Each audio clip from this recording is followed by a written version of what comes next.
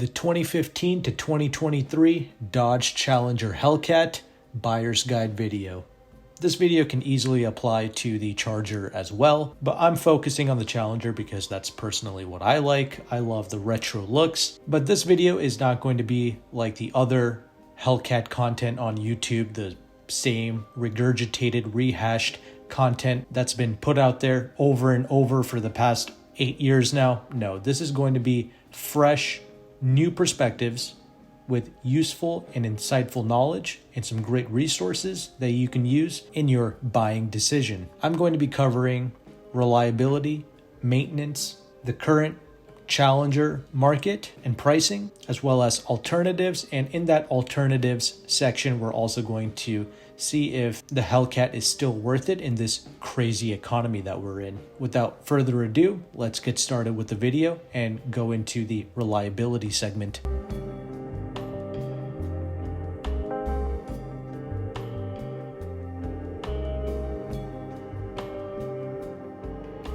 I'm just going to point you to the various resources I'm going to use, and you can come up with your own decisions after you visit said resources. And to check reliability of literally any car, my most favorite website is the NHTSA.gov website. I typed in the 2015 Dodge Challenger because that is the first model year, and obviously you should avoid the first model year of every car, especially these Stellantis FCA products, but we'll get into that later. But you come onto this website, scroll down after you type in the car that you're interested in. You have the complaints section, recalls, investigations, and manufacturer communications. Manufacturer communications are also known as TSBs, or technical service bulletins. These are going to be all of the issues that the manufacturer themselves find with their own product. This is a very powerful resource. You can look through this and find out all of the issues that the vehicle has. And it looks like there are over 327 problems with the Dodge Challenger in 2015. Some of this can be frivolous things like the manufacturer just updating the dealerships on the optimal way of how to fix a problem. But in the case of the Dodge Challenger, this really is not the most highest quality product on the planet. It does have issues, and a lot of it. And you can see a lot of that in the complaints section as well. We have over 111 complaints for the Dodge Challenger. And this section is where owners themselves report to NHTSA about the issues that they're having. For instance, this first one says fuel propulsion system, fuel tank, fill site housing, cracked. That's an actual person writing in, talking about an issue that they've had with their product. We can also go to the recall section, and as we can see, we have 6 recalls with the 2015 Challenger with the cruise control, the radio software, vulnerabilities, damaged fuel rail hose, and again, you can go through this for yourself. Recalls are something that you just take them to the dealership and they will fix it for free, because a recall will actually affect your life, quite frankly. And you have the investigation section. Apparently there's an airbag issue, and once again, a software problem that is currently being investigated.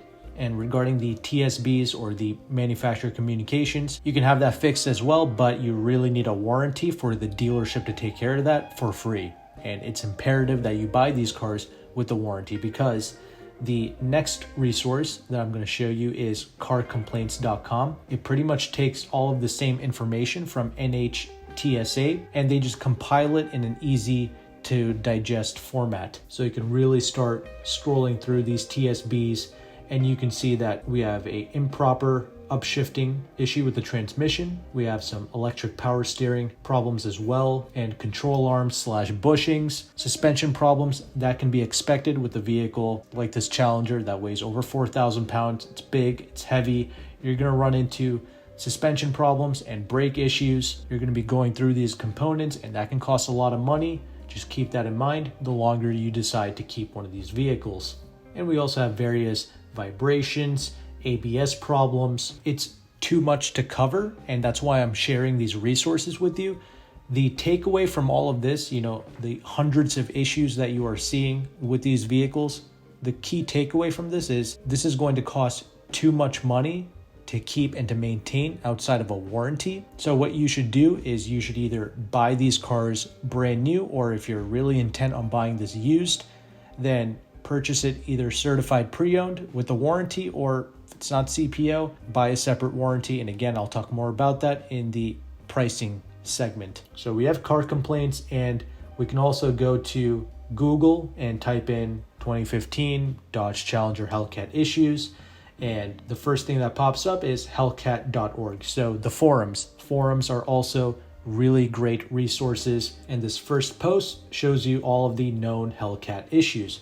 Supercharger, bad bearing noise at idle. That was another TSB. A lot of people having misfires and weird noises coming from the engine bay.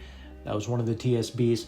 We also have a rear differential groaning noise, charge air pump connector corrosion. There was also some HVAC failures as well. People noted that. The drive shaft / drivetrain is a weak link, and that is true. The drive shaft is something that you would really want to consider upgrading if you're going to be racing the Hellcat. We also have a fuel rail, crossover recall, oil cooler line leak, paint defects, which once again, these are not the highest quality products in the world. They are awesome to drive, awesome to look at, but not really a quality vehicle. So yes, you're going to run into paint problems. And the rocker arm / cylinder misfire, I mentioned that already.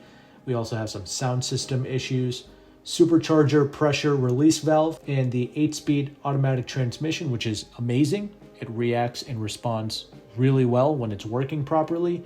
And this isn't too big of an issue. The ZF 8-speed transmission, a lot of the TSBs reported that if you just do a reflash or reprogramming, it starts to react perfectly. So there you go. There are a lot of Uconnect problems, backup camera failing, and the infotainment just not reacting the way it's supposed to. It's lagging, it's cutting off, etc. When people purchase cars like this outside of a warranty, and all of these issues start to compile and compound, it begins to get very expensive. So what they do is they start to neglect the car. They stop fixing things, and this is how you end up with clapped out cars. This is how you end up with nasty, raggedy vehicles with vibrations and weird noises. It's because people never wanted to fix it, and they just dump it at a dealership, and the dealership doesn't want to take care of it because that's going to cost them literally tens of thousands of dollars to address each and every little issue on the car. So everyone keeps kicking the can down the road,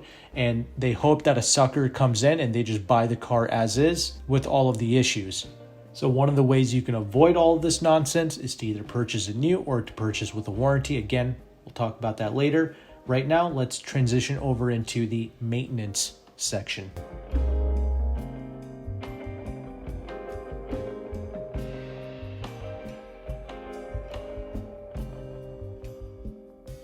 There's a couple of different resources that you can use to determine the maintenance schedule on a car. First of all, I love to simply go to the manufacturer themselves.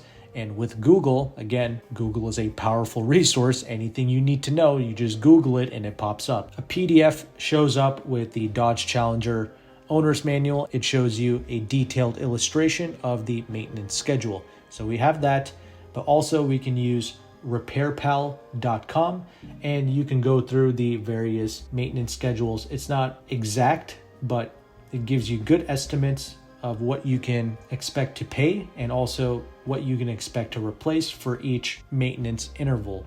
So a 36,000 mile Dodge Challenger maintenance period, you can expect to replace tires, brake pads, coolant, drive belt, and service the automatic transmission, as well as a cabin filter replacement. And this service can cost around $450 to $480.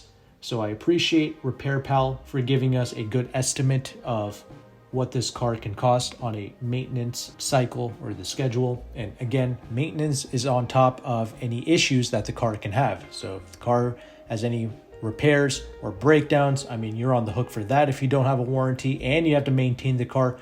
Plus you have the regular things in life like insurance. And finally, we have the fuel costs as well. That's a big scare for a lot of Hellcat owners. I think many people in the city, they get around 8 mpg to 10 or 11 mpg. That's kind of the range for city driving. And quite frankly, a lot of full-size pickup trucks will get that type of mpg as well. Maybe not 8, but more like 11 or 12. That's a common mpg for a full-size pickup truck.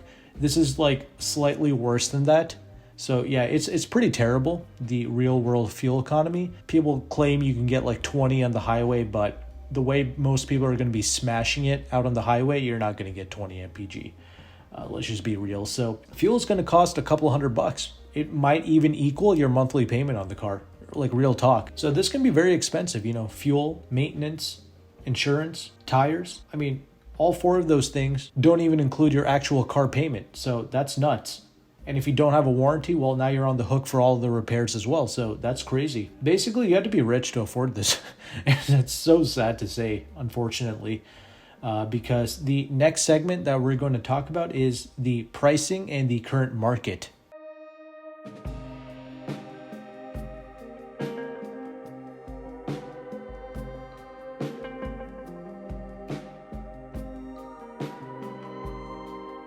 Real quick, before we get into the market and the pricing, let's talk about the Hellcat thefts. Well, Dodge vehicles in general being stolen constantly. It's still going on till this day in 2023. But over the years, thieves have gotten a little bit more sophisticated, and I've recently watched a video by TK's Garage. I'll have his video linked in the description box, but he was talking about how thieves nowadays, they're not running around with this big programmable box with them. They actually have this small flash drive sized thing that they just insert into the USB port in the center console, in the armrest, and somehow this device connects with the vehicle's Apple CarPlay system, and I don't know, you can duplicate a key, or the car just starts up, and criminals are now just stealing these vehicles in this manner. They'll have some type of app downloaded on their phone. It all syncs together and they're able to drive off with the vehicle. And this, according to TK's Garage and his video, he says that this not only applies to Mopar products, but Toyota, Lexus, BMW, like any make and model can be affected with this new device that thieves are now using. But obviously, Scat Packs, Hellcats are exciting and desirable vehicles, so naturally thieves are gravitated towards these cars and they want to steal them, because nobody gives a piss about stealing a Corolla. I mean, those are just regular economy turds. You drive those cars because you have to. Those are just point A, point B vehicles. These Hellcats, things of this nature, this is what flesh and blood human beings want, all right? This is what they want to drive, they want to experience, because it's truly exciting. And back in the glory days, these were much more accessible. I mean, still, this is a 700 plus horsepower vehicle under 6 figures. It's still accessible, all things considered. So there's a lot of these Scat Packs and Hellcats out on the road. Thieves want to steal this. So that is something to think about when you're trying to buy this car, but should it stop you from owning it? I don't know. I mean, like this person's video said, TK's Garage, like he says, every car can be affected with this new method of stealing cars. So you just got to be intelligent about where you go and how you conduct your business. But I'm just going to throw this in here in this segment. When it comes to financing cars, especially in this high interest rate economy, you have to be very careful, because I mean, it doesn't matter what the interest rate is. The way banks design car financing and house mortgages, for that fact, they do what's called a front-loaded interest, meaning all the interest on the vehicle is going to be front-loaded. So all of the payments that you're making for the first few years, they're going to primarily go towards the interest, and very little is going to go into the principal. This is the biggest danger of financing cars, and this is why so many people in the United States and across the world, they are upside down on their new cars, because they have very little equity after 3 or 4 years of financing. The bank wants to make sure that they get paid first, and this is why car dealerships are so incentivized to have you finance with them and their partnered banks. They get big kickbacks when you finance through the dealerships, but it works the same no matter where you go. I mean, if the dealership is offering you the lowest interest rate, yeah, sure, go for it. But you can see how financing a car can be so dangerous in today's current climate with the high interest rates. You're going to be upside down on these cars for sure. And in fact, a lot of banks aren't even lending out on vehicles like that anymore. I heard one credit union, they wouldn't finance a car that was from 2016. They said a 2016 car was too old. Can you believe that? So yeah, banks are really tightening up getting loans for cars like this and used vehicles. It's really hard. So you got to do your research out here. If you can pay cash, that's the best thing you can do, but obviously not everyone can do that. So this is why I really love leasing so much, especially low interest rate leases. If you can find a good deal on a lease, that's really the best thing you can do, because you can try and buy out the car at the end of the lease. Some dealerships charge you to do that. It's really not a big deal, because at least all the payments that you made during that leasing period actually went towards the equity of the car. You're not like upside down or anything after 3 or 4 years, unlike if you finance the car, which is what most people tend to do.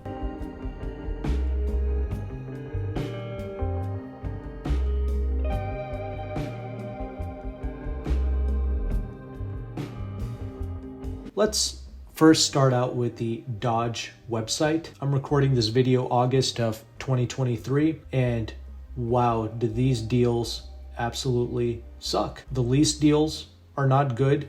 And if you remember back in the day when these cars first came out, they had that power dollars, I think it was called, where they would give you a certain amount of money off depending on how much horsepower the car had. So if you bought a Hellcat with 707 horsepower, you got $7,007 off of MSRP. If you got a Scat Pack, you got $4,850 off of MSRP. Nothing like that even remotely exists today. You do have a cash allowance of $2,750, but it only applies to the GT and the SXT. Do not buy this car with a V6 engine. It defeats its own purpose. If you want a V6 engine, just get a Japanese car. Japan does V6s the absolute best, okay? You get a Honda or you get a Lexus V6. I mean, that's just real talk. You buy this for the big saggy V8. That's the purpose of pretty much all of these American cars. The compromises that you make buying these cars, it's to get the horsepower in that V8. But you come on Dodge's website, a Hellcat, okay, their current incentive that they're running is a 7.96 interest rate for 60 months. That's your deal on a brand new 2023 Hellcat. That is such a shame, because that's assuming you have perfect credit, like the 750 credit scores, the 800 credit score people. They get to pay 7.96% interest rate. Bro, this has got to be a simulation. This has got to be the Matrix, bro. This is not real life. Like 8%. You get the privilege of paying 8% interest on a Dodge if you have great credit. That used to be like subprime levels of interest rates. Okay, maybe not subprime, more like a 600 credit score person, maybe a 550, you know, they would be paying 8%, but not no 800 credit score. So this is terrible. And I ran some leasing numbers on AutoCompanion's free leasing calculator, which I will have linked in the description box below. I'll have all the resources linked in the description box, but a base $75,000 Hellcat, assuming you get like 5% off MSRP, I just put that in there as a discount. I don't believe in paying MSRP for any car. Definitely try to negotiate on everything that you buy. And yeah, the lease deals are not good. It's like a 10% interest rate on the lease. So a no money down 36-month lease, assuming you have perfect credit, you're paying 10% in interest, and the payment is like $1,300 a month on a nasty skinny body base model Hellcat with the cloth seats.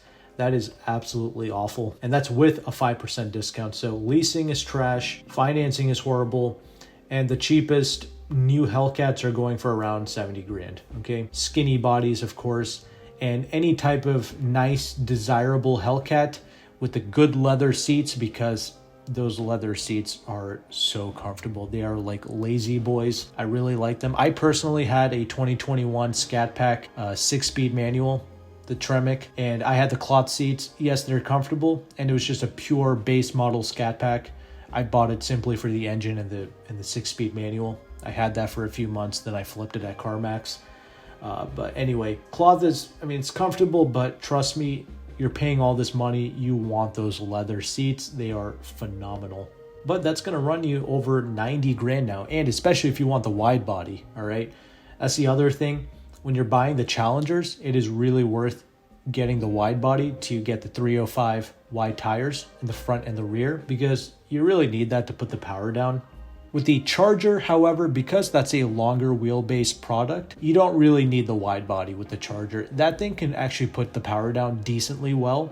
It's still gonna be skittish, but the thing with both of these cars is they are very controllable. Even when they do a power slide, you can easily catch it. It's crazy, but like you can totally control it. That's what I love about these cars. It's not like how the media portrays it. It's totally drivable. I love it. I love the handling of it, especially on the street. But the Charger is slightly better due to its longer wheelbase when it comes to putting down the power. The Challenger, get the wide body, and that helps out a ton. But that's now going to come in at a steep price of over 90 grand. And I know I didn't really talk about the jailbreak and the red eye and all that, mainly because a person watching this video knows all about that. You know, that's been covered and rehashed and regurgitated over and over throughout the years. So I'm assuming you know all about the various little trim levels and models that they came out with. The reality is the 707 horsepower, that was more than enough. The car could barely put that power down. The 797 and the 807 horsepower figures, that's irrelevant. It doesn't even like matter at this point. Just getting the Hellcat engine, that's what matters here. So that's what we're looking at, and we're looking at between $70 and $95 or $100,000 for a new Hellcat, and we saw that the lease deals and the interest rates suck.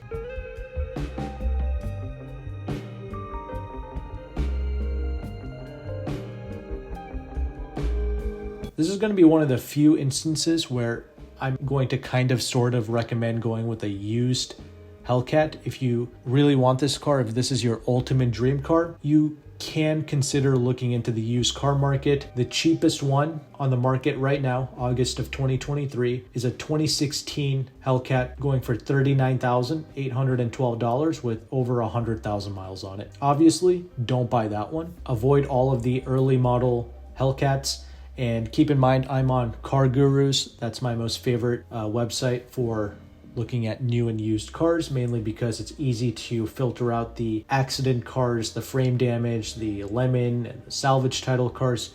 You want to avoid all of that because it really affects your resale value when you buy a salvage title or an accident car. The other thing is you have no idea how these body shops put these cars back together. It's never going to be back to OEM spec. So the car is just not going to be right after an accident. So just avoid all of those cars. I personally think 2018 is a good model year to focus on. Go with the 2018s and up, and those seem to be going for around $50,000, $60,000. The sad thing is, new Hellcats back in the day used to go for that much. Now the cheapest Hellcats today are like 70 grand for a new one. 2018 Hellcat that's still over 5 years old at this point, and it's got mileage on it, so that really sucks. Interest rates are higher now. You're most likely going to have to purchase a warranty as well. If you are going to do that, most of these dealerships, okay, like the real ones, okay, not your on the side of the street used car dealerships, I mean your Fords, your Chevys, your Dodges, Mercedes, Lexus, those chain stores, their finance departments will sell you a warranty. Make sure it is prorated, meaning if you get like a 4-year, 100,000 mile warranty and you happen to sell the car in 2 years, you can get a portion of that warranty money refunded back to you. So that's imperative. Make sure it's prorated and make sure it's a bumper to bumper warranty that covers all the electronics, HVAC, powertrain, etc. Because as we saw, this car does have HVAC issues and failures, as well as infotainment problems, and these can, HVAC can cost over $1,000 to fix for that alone. And the other reason for going with the 2018 model year is because this is when they first introduced the wide body kits for the Challengers. So if you can get that, that'll be fantastic for around $55,000, $60,000, because as we just saw, it can cost 85, 90 grand minimum to get a new Hellcat with a wide body. So you are enhancing the looks and you are enhancing the drivability of this car. It can actually put its power down a lot better. Plus you also get Apple CarPlay and Android Auto as standard in 2018, and you get the larger infotainment as well in 2018 as standard. So that's a good model year, and the cheapest 2018 wide body Hellcat I found is $56,000 in Florida. That's honestly not a bad vehicle to cop. Again, get it with the warranty though. It'll be great if that warranty costs maybe $3,000 or $4,000 for, 4 or 5 years, 4 to 6 years, that type of coverage for that sort of money. That would be ideal. But at the end of the day, is it worth paying this type of money for this car in today's market with the interest rates and all that for used or new? Well, let's cover that next in the alternative section, where I talk about other cars that you can consider buying over the Hellcat.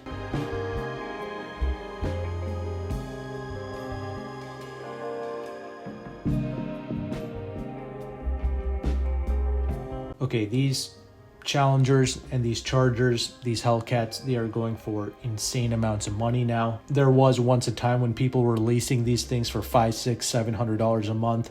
Those days are long gone now. So some of the alternatives that I wanted to present to you, the best one I can come up with is a brand new 2023 Chevrolet Camaro ZL1 with 650 horsepower. The thing is going to be almost fully loaded at $75,000, and as we saw, the Hellcats with the nasty cloth interior and no options were going for around 70 grand. So a near fully loaded Camaro is going to be around $75,000. If you can negotiate 5% off or more, great. And the lease deal is much better with the ZL1 Camaro. 36 month, 10,000 miles. The interest rate is much lower at 5.47%. Again, I'm using AutoCompanion's free leasing calculator to find these numbers. There are also some various incentives you can qualify for, like a $1,500 conquest credit. You put all of that in, a new ZL1 Camaro is going for around $1,141 a month. It's a lot cheaper than that base model Hellcat lease, and this car will actually put down all of its power. This car doesn't have too much issue putting down the 650 horsepower, so in the real world it's going to be a little bit faster. It does handle better, etc. But the biggest problem, it doesn't have the same level of character as the Hellcat engine. It's not quite as exciting as that car. It's not quite as raw. A little bit of a safer car to drive, but it's still fast. But the main problem is not everyone can fit inside of this car. It's really tight, really constricted. Many people complain about the visibility. That's not the main issue here. Honestly, I think the Challenger might be worse. It's really hard to see in the back of the Challenger because of that massive B-pillar. Again, none of that matters. It's fitting in the car.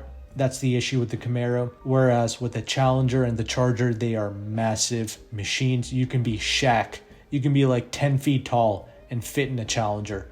That's the beauty of that car. And it's got plenty of swagger. Camaro, in my opinion, it's got no swag, but that's just my personal opinion. But is the Camaro technically a better vehicle? Yes, but people who love the Challengers and the Chargers, they know what's up. Like, that's a special car. But I just wanted to bring the ZL1 to your attention. It is a cheaper vehicle to lease, and it's amazing to drive. In the higher budgets, like for people spending 90 to 100 grand on a Hellcat, you can still get a 2023 C63 AMG Mercedes, and for around $110,000 you can get a Jaguar F-Type R with 575 horsepower and all-wheel drive. So that means that car is actually putting down the power, and it's got a very similar vibe to the Hellcats, the Jaguar F-Type. You can get the P450 and save some money, but that's not it. We're looking for that high horsepower supercar experience, and the F-Type R can certainly deliver that. Very fast machine, even though it's got a lot less horsepower. It's really quick, but again, it's expensive, and the deals aren't that great on the F-Type either. The next best solution is to kind of go with the new C8 Corvette. Again, that's not an exciting car either. That's really meant for like old people. It's a safe car to drive. Don't buy into the hype, okay? The regular Stingray Corvette, the C8, is not exciting at all. It understeers a lot. They kind of fixed it for the 21 model years and up, but it's still a boring experience. It does have an exquisite interior space though, the Corvettes. I do love that, but driving wise, it has nowhere near the same level of excitement as the ZL1s, the Hellcats, etc. Shelby GT500 costs too much money, and Ford dealerships are a pain to work with, but that is a very easy 760 horsepower car to drive. I've driven it on the track and I've drag raced it. It's a great car, but again, it doesn't quite have the same special sauce as the Challenger and the Charger. But that's also theoretically a better car, I guess, on paper, but it's also very expensive. So at that point, I feel like if your dream car is the Hellcat, you might as well get that. But a C8 can be had for around 70, 80 grand for a well-spec'd one. Plus, you can take the top off, so with the nice interior, with the ability to take the top off, plus the Corvette is decently practical. You can fit golf clubs in the trunk, and you can be really tall and fit in the Corvette. I don't know how they do that, but yeah, it's decent to look into for tall individuals. And honestly, if I was shopping for a new Vet, I would ask for like a $3,000 discount on a Corvette because the economy sucks. These toys are kind of beginning to sit on the lot now. Dealerships aren't really getting away with that price gouging anymore, so I would definitely try to buy all of these cars under MSRP. So regarding alternatives, ZL1 Camaro, that's kind of the best one I found, and it's something I would personally consider buying. Obviously, all of these cars are very expensive.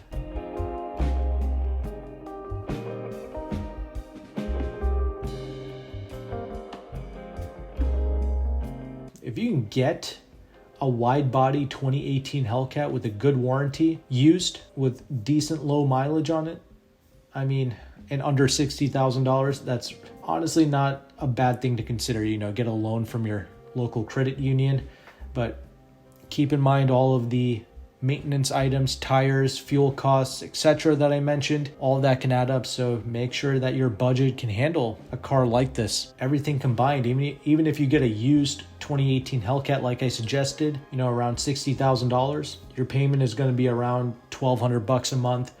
And you got your insurance and fuel and everything and maintenance. I mean, you're looking at close to $2,000 a month. So it's not an affordable car, man. I'll be honest with you. So if you really love the Challenger, what you can do is look into the Scat Pack, look into the RT models as well. Those are also great cars. They don't have the Hellcat sauce, but should be a lot more budget friendly. It's just sad that prices had to go up like this, but these are cars I really love, and it's sad that these prices are like this. And again, buying a used one, it's not my most favorite suggestion because 2018 is still 5 years old. It's still got mileage on it. These are not high quality products by any means. And you're going to be driving this at very high speeds. I would rather you get one of these cars brand new and enjoy it that way, because you are guaranteed to not get an abused vehicle. When you're doing triple digit speeds in one of these cars, the last thing you want are suspension issues, brake issues, misfires with the engine, or any other mishaps. You don't want that with these high performance cars. So that's why I really suggest, from a safety perspective, to get a new one if possible, and why I really suggested the new ZL1 Camaro. That way, you know, you lease it new, you don't have to really worry about repairs or any of the maintenance items per se. You lease it, you dump it, you had your time, you enjoyed it, and you move on with life. You know, that's my favorite way of owning performance cars and luxury cars, etc. Lease and dump and be done with it. So hopefully this video was of value to you. If you got some edification from this video, if this was new and fresh knowledge for you, consider giving me a like on the video and subscribing to the channel. Thanks again for your time and for watching. Take care and goodbye.